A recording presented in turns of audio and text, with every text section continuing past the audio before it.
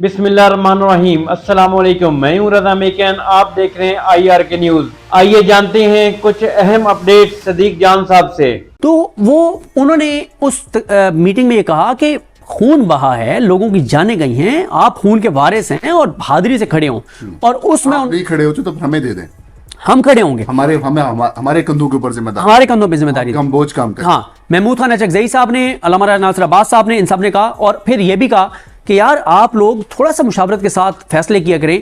20 नवंबर को हमने जलसा रखा हुआ था सिंध में, GDA ने उसमें शामिल होना था। GDA बहुत बड़ी ताकत है जी। सबसे पहले इलेक्शंस के खिलाफ जो सबसे बड़ा ग्रैंड जलसा किया एहतजाज का, वो GDA ने किया। बिल्कुल। अब एक और बात सुने, अल्लामा राजा नासिर अब्बास साहब जिस दिन ये सुबह अनाउंस हुई है फाइनल कॉल, उस रात वो बैठे हुए थे PTI के लोगों के साथ, तो कोई मुशावरत हो रही थी कि इमरान उस रात लॉजेस में थे और अगले दिन ट्रैवल करना था। उनको पता ही नहीं था कि अगले दिन अनाउंस हो जाएगी ना फाइनल कॉल। वो बैठे थे तो बात हुई कि जी आप खान साहब के पास जाएं तो ये कुछ चीज़ें डिस्कस करें और ये करें। उन्होंने कहा यार मैं तो सुबह जा रहा हूँ ज़ियारत पे, और सॉरी वो हसन नसरुल्लाह साहब का चेलम था, और वो थोड़ा सा उसकी तारीख भी चेंज की गई थी अल्लामा राजा नासिर अब्बास साहब की वजह से, क्योंकि इनकी तकरीर थी। वो जब दोहा पहुंचे तो उनको पता चला कि फाइनल कॉल अनाउंस हो गई है पीछे। मतलब ये कि ये जो एक तहरीक बनाई, अलायंस बनाया हुआ है, उनको भी एतमाद में लिया। फिर वो ये कह रहे हैं कि हमें इस बात का एहसास है, इदराक है। के खान साहब ने कहा था कि तमाम जमातों को दावत। बिल्कुल, वो ये कह रहे हैं कि हमें इस चीज का एहसास और इदराक है कि PTI के ऊपर कितना दबाव है, आप हमें अब आगे आने दें। हम शुदा के घरों में जाएंगे, और उन्होंने जाना शुरू भी कर दिया है। मैं ये समझता हूं कि PTI ने तो जो महाज खोलना था इस हुकूमत के लिए खोल दिया है, कानूनी महाज खोल दिया है, और ओवरसीज पाकिस्तानियों ने महाज खोल दिया है। लेकिन ये जो महाज खुलने जा रहा है तहरीक तहफ़्फ़ुज़ आईन पाकिस्तान वाला, ये मैं सबसे ज्यादा खतरनाक समझ रहा हूं, लीगल और PTI के महाज से ज्यादा। क्योंकि देखें सर, तो तहरीक बन जाएगी। देखें, आप महमूद खान अचकज़ई साहब को गिरफ्तार नहीं कर सकते। आप करेंगे चीजें आपके लिए खराब होंगी। आप अल्लामा राजा नासिर अब्बास को गिरफ्तार नहीं कर सकते, करेंगे चीजें आपके लुट पर। आप इस वक्त कोई और नया महाज नहीं खोल सकते PTI से हट के, और वो बड़ा इनके लिए जो है वो खतरनाक है। और इसलिए मैं ये समझता हूँ कि चीज़ें इस हुकूमत के लिए ख़राब होने जा रही हैं, ख़तरनाक होने जा रही हैं। और मुझे लगता है कि हर आने वाला दिन इस हुकूमत के घेरा तंग होता चला जाएगा। और अभी इमरान खान साहब ने कहा कि थोड़ा सा इसको मौखर किया है, इसको सिविल नाफरमानी वाली को। लेकिन ये आप देखिएगा कि अगर ये इमरान खान ने अनाउंस कर दिया तो ओवरसीज़ पाकिस्तानी इस पर ज़रूर लब्बैक कहेंगे, और इस हुकूमत के लिए बहुत ये ख़तरनाक होगा। मेरा ये ख्याल है, जैसा मैंने आपको अर्ज़ किया है, कि असल महाज जो है वो जो खुलने जा रहा है वो तहरीक तहफ़्फ़ुज़ आईन पाकिस्तान का खुलने जा रहा है। जो उनकी लास्ट मीटिंग थी उसमें बड़ी ख़तरनाक चीज़ें हुई हैं हुकूमत के हवाले से, और उसमें अल्लामा राजा नासिर अब्बास साहब ने यह कहा है कि नहीं, उन्होंने महमूद खान अचकज़ई साहब ने उन्होंने कहा है कि आप अब जो है वो एक क्लैरिटी के साथ लाएअमल दें, क्लैरिटी के साथ आप क्लैरिटी के साथ बताएं कि दिसंबर का महीना है, मिसाल के तौर पे दिसंबर का महीना है, हम इंतजार करेंगे 1 जनवरी तक, बातचीत करो, बातचीत ना हुई तो 15 जनवरी तक हम ये करेंगे, 30 जनवरी तक हम ये करेंगे, और फरवरी में हम मार्च करेंगे। ठीक है, उन्होंने कहा कि क्लैरिटी के साथ लाएअमल दें। और इसीलिए जो मेरी इत्तला है वो ये है कि अल्लामा राजा नासिर अब्बास साहब को शामिल किया गया है मुज़ाकराती टीम में। लेकिन उन्होंने कहा है कि मैं पहले इमरान खान साहब से मुलाकात करके कुछ चीज़ों की क्लैरिटी लूंगा कि भाई हमारा मैंडेट क्या होगा, किस पे हमने बात करनी है, किस पे नहीं करनी। क्लैरिटी वो दरमियान के लोगों पे वो भी एतमाद नहीं कर रहे, कोई भी नहीं कर। ठीक है, ये बहुत बड़ी डेवलपमेंट है। अब इसमें क्या होगा कि मिलने तो नहीं देंगे, वो अदालत जाएंगे, फिर भी शायद ना मिलने दें। लेकिन कम से कम इन पॉलिटिकल लीडर्स को यह पता चल गया कि यार इमरान खान हमें साथ लेके चलना चाहते हैं। ठीक है, तो ये चीज अब आप देखें, अख्तर मेंगल साहब, अचकज़ई साहब, फजलुर रहमान साहब अडयाला जाएंगे तो पूरा मीडिया, पूरा इंटरनेशनल मीडिया वहां पे होगा। ये कोई छोटी चीज नहीं है। ठीक है, और फिर अगर इमरान खान मौलाना फजलुर रहमान से मुलाकात करना चाहते हैं तो ये कैसे हो सकता है कि PTI मदारिस वाले मामले पे मौलाना साहब के अगेंस्ट खड़ी हो जाए? है ही नहीं। मैं ये बयानात दिए गए हैं। मुझे सिर्फ एक सवाल है मेरा, बैरिस्टर गौहर साहब जो हैं, इस बात से कतई नज़र के मेरा इस पे मौक़िफ़ क्या है या क्या नहीं है, वो उस पर हट के आपने एक चीज़ चेक करनी है ज़रा।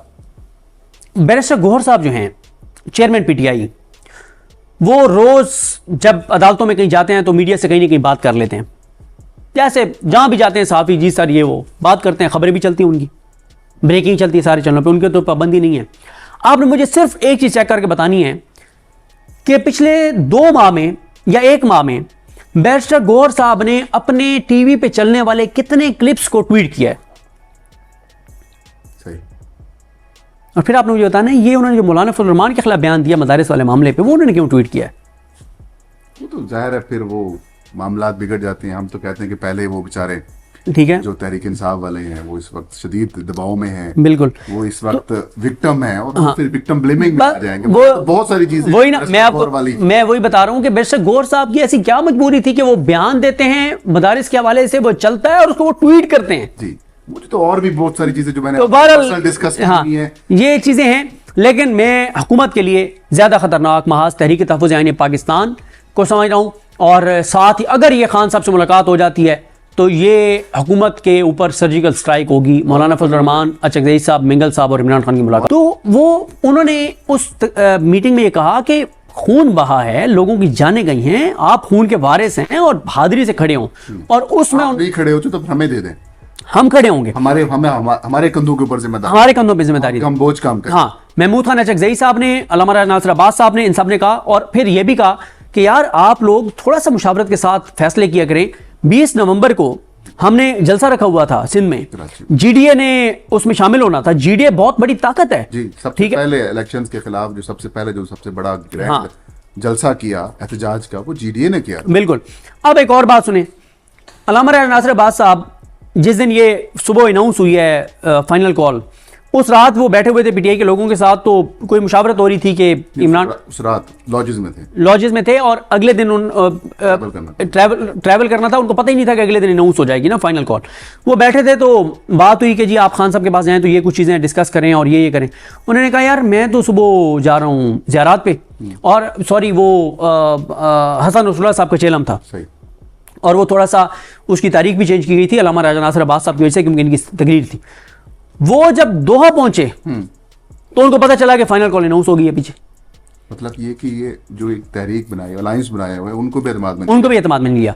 फिर वो ये कह रहे हैं कि हमें इस बात का एहसास है, इदराक है। के खान साहब ने कहा था कि तमाम जमातों को दावत, बिल्कुल, वो ये कह रहे हैं कि हमें इस चीज का एहसास और इदराक है कि पीटीआई के ऊपर कितना दबाव है, आप हमें अब आगे आने दें, हम शुदा के घरों में जाएंगे, और उन्होंने जाना शुरू भी कर दिया।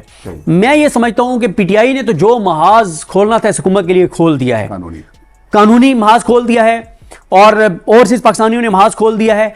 लेकिन ये जो महाज खुलने जा रहा है तहरीक तहफ़्फ़ुज़ आईन पाकिस्तान वाला, ये मैं सबसे ज्यादा खतरनाक समझ रहा हूं, लीगल और पीटीआई के महाज से ज्यादा।